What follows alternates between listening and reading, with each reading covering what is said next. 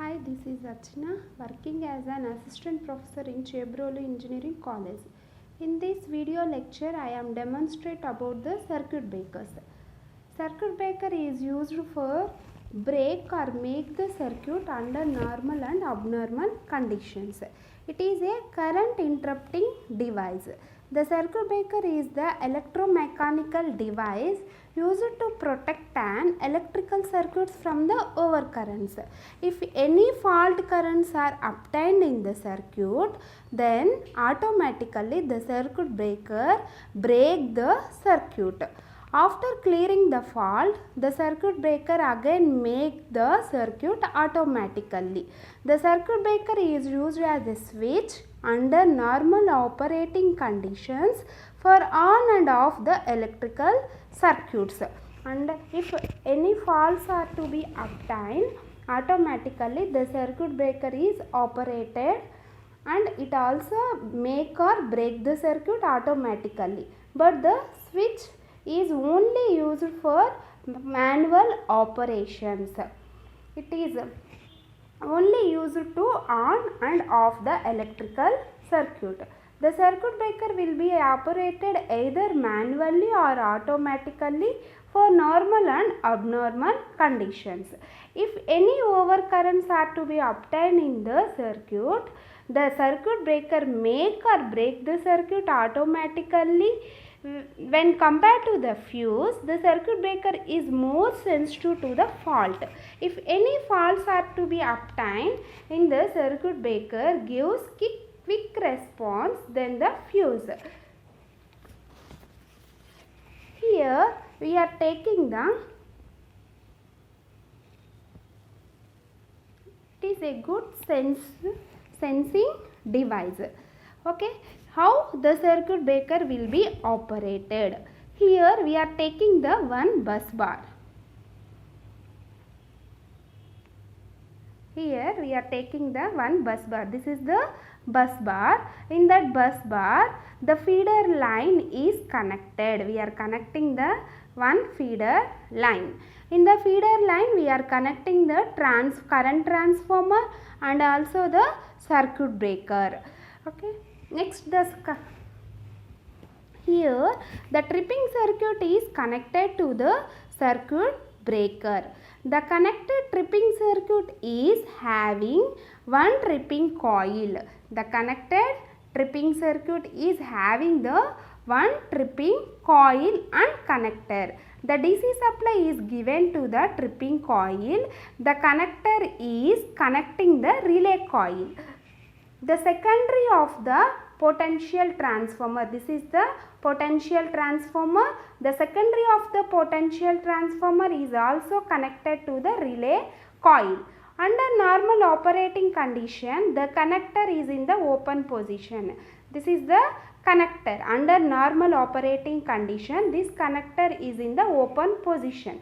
There is no supply to the tripping coil. The tripping coil is connected to the DC supply. This is the DC supply and this is the tripping coil. This tripping coil is connected to the DC supply. Under normal operating condition, the connector is in the open position and there is no supply to the tripping coil. Therefore, the circuit breaker will be operated just like as a switch.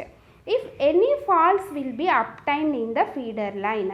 Suppose if there is a fault will be obtained in the feeder line. The fault current flows through the secondary of the current transformer. The fault current will be flows through the secondary of the current transformer to the relay coil. Therefore, the relay coil MMF will be increases. MMF is the magnetomotive force. The MMF of the coil is the N into I, where N is the number of turns and I is the current. Suppose the current will be increased, automatically the MMF of the coil will be increased. If the fault will be increased, the automatically current will be increased and MMF is also increased and close the contact of the DC circuit and then close the contact of this DC circuit. Once close the DC circuit, the tripping coil energize, then the circuit breaker operate or break the circuit. This is the connection diagram of a circuit breaker or the operation of a circuit breaker.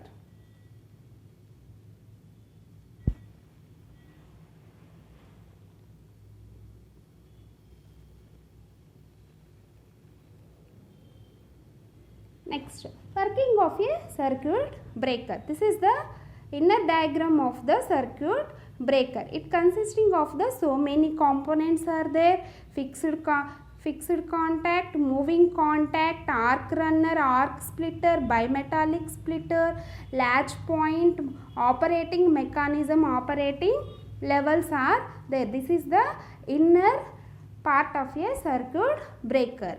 The main components of the circuit breakers are, first one is the fixed contact and the moving contact. These are the main contacts of a circuit breaker. When the moving contact will be move away from the fixed contact, then the circuit breaker will be operated. This moving contact will be move away when the tripping coil will be energized. Next one is bimetallic strip. This bimetallic strip will be used when the overcurrents will be obtained in the feeder line. The bimetallic strip heated and it will be bended. By bending this bimetallic strip, the tripping connector will be move away. The tripping connector will be move away. Then the moving contact will be move away from the fixed contact. Next one is the arc splitter. By using the arc splitter, we reduce the arcing time. In between the moving and fixed contacts, we are producing the arc. That arc will be reduced by using the arc splitters. Next one is the latch points. Next, operating levels. These are all the main components of the circuit breaker. This is the first one is the fixed contact. First one is the fixed contact. This is the fixed contact. This is the fixed contact. Next one is the moving contact. In the top of the fixed contact, we are having the moving contact. That moving contact will be connecting to the tripping coil. The tripping coil will be connected to the bimetallic strip. Bimetallic strip to the latch point. By using the latch point, that will be connected to the bimetallic strip. This is the power plug. Next one is the operating mechanism. Next, operating lever. Operating lever means it is used only for the on and off conditions. Next one is this is the tripping coil. This is the arc splitters. By using these arc splitters, we will split the arc and reduce the arcing time. This is the diagram of the circuit breaker.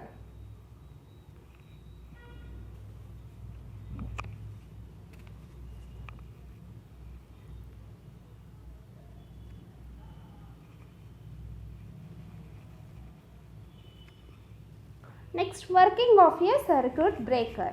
When overcurrent flows in the circuit breaker, the bimetallic strips get heated. When the overcurrents will be obtained in the any of the line, the bimetallic strip will be bended.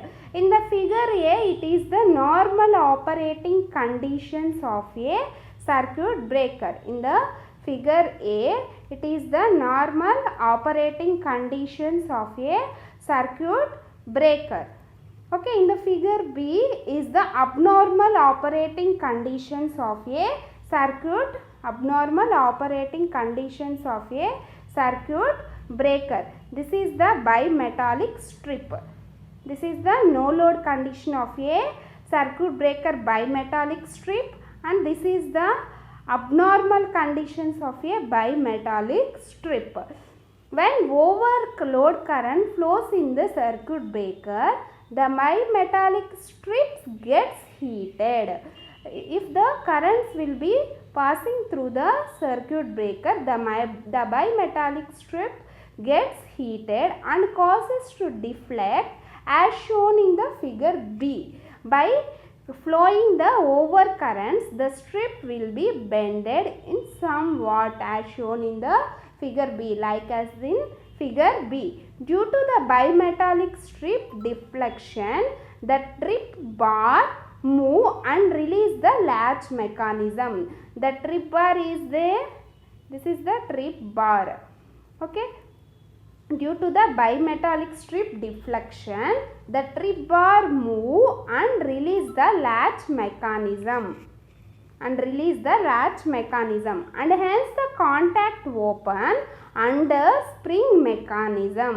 Therefore, the contacts will be open like this. In normal operating conditions, this is the contacts. When the bimetallic strip will be bended, the trip bar move and release the latch mechanism. Hence, contact open under springing mechanism. This is the contacts. Okay, this is the working of a circuit breaker. In between the fixed and the moving contacts, the arc is produced during the separation of a contacts. If any faults will be obtained in the feeder line, the moving contact will be moved away from the fixed contact. In this case, the arc will be produced during the separation of a contacts at overloads as well as a short circuit conditions. This arc is moved into the arc splitters. By using these arc splitters, we will reduce the arcing time. Due to the arc, the circuit breaker components will be damaged due to the heat dissipation. Due to the arc, some amount of heat will be dissipated. By that heat, the circuit breaker will be damaged. For that reason, we compulsorily reduce the arc. This arc is moved into the arc splitters, then arc broken into the partial arcs in arc chutes, and they no longer exist due to the voltage drops of the arcs. Due to the voltage drops, the circuit breaker components will be damaged. For that reason, definitely reduce the arc. We definitely reduces the arc. This arc will be reduced by using the arc splitters. By using these splitters, the arc broken into partials, then across in the arc chutes, and they no longer exist. Then the arcing time will be reduced. Okay, this is the separation of contacts of a circuit breaker. In this diagram, we are having the fixed and moving contacts. This is the fixed and moving contacts of a circuit breaker. If this is the feeder line or the bus bar line. If any faults will be obtained in the feeder line or bus bar the line, then automatically the moving coil will be moved away from the fixed contact. If the this is the moving contact, this is the fixed contact. If the fault will be obtained in the line, then automatically the tripping coil will be energized by giving the closing of a DC circuit. The DC circuit will be closed by the relay coil. If the relay coil will be closes the DC circuit, then automatically the circuit breaker breaks the circuit when the faults will be obtained. Breaking means the moving contact will be, This is the moving contact. The moving contact will be move away from the fixed contact. Under normal operating conditions, the fixed contact and moving contacts are together to each other. If any faults will be obtained, then the tripping circuit will be energized by closing the DC circuit. Then automatically the moving contact move away from the fixed contact. In between the moving and fixed contact, there is some gap will be obtained. Due to that gap, the arc will be produced. This is the arc. The arc will be produced. Due to that arc, we damage the fixed and moving contacts by dissipating the heat energy. For that reason, we reduce the arcing time. For that, in the circuit breakers, we are using the arc splitters. This is the separation of contacts of a circuit breaker.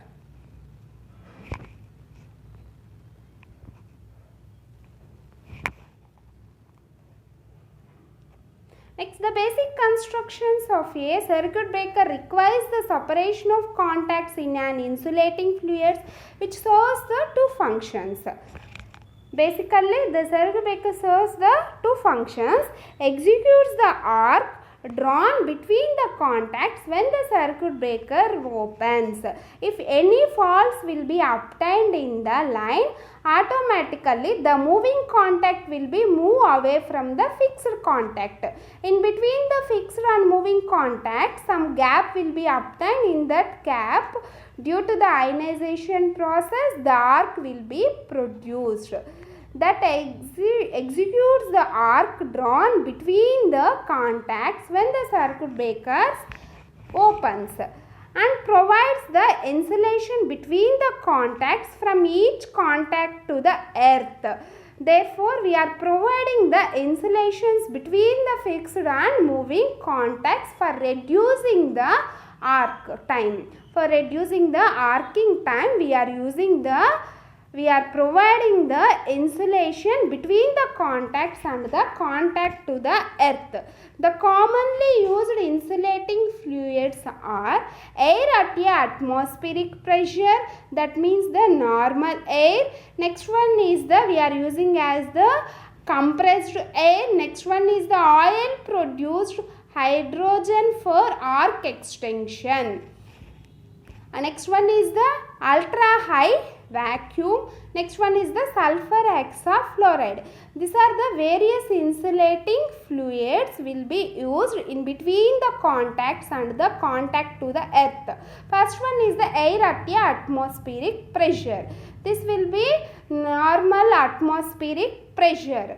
In that atmospheric pressure, we are having the so many molecules. Due to that molecules, the ionization process will be obtained. Due to that ionization, the arcing time will be increased. For that reason, we are changing the insulating medium between the fixed and moving contacts and to the earth. Therefore, we are using the compressed air. By using this compressed air, we are reducing the sum of the ionization particles, and then ionization process will be reduced. Therefore, arc will be reduced. The arcing time will be reduced. Next one is the oil. By using the oil as the insulating medium in between the fixed and the moving contact, we are reducing the arcing time. Next one is the ultra high vacuum. We are using the vacuum as the insulating medium. In that vacuum, we are placing the fixed and the moving contacts. In the vacuum, no ions are there, and there is no reaction between any molecules. Therefore, the arcing time will be reduced. Next one is the sulfur hexafluoride. By using the insulating medium in between the fixed and moving contacts and contact to the earth, contact to the earth, it having the high dielectric properties and less ionization process. Therefore, the arcing time will be reduced. For that reason, nowadays we are morely using the sulfur hexafluoride as the insulating fluids. Next, properties of a fluid. First, how we will select the insulating fluids. First one is the high dielectric strength. We are selecting the high dielectric insulating material. Next one is the high thermally stable, because we are producing the arc. In between, the arc will be produced. Due to that arc, some heat energy will be developed. For that reason, the thermal stability will be high. Next one is the arc execution ability. That means the arc reduction ability. If the ionization molecules are more in the insulating material, then the arcing time will be increased. Therefore, the arc execution ability will be better while selecting the insulating fluid. Next one is the chemically stable. If any chemical reactions are to be obtained in the insulating medium, then automatically the arcing time will be increased. While reducing the chemical reactions, then automatically the arcing time will also reduced. Next one is the commercially available at moderate cost. The following are the different properties while selecting the insulating mediums. These all the points, and also we are taking the cost also. By observing this all the points, and also we observe the cost. Commercially available at moderate cost. While selecting the insulating material, the cost is also the one of the important criteria. Okay. Thank you.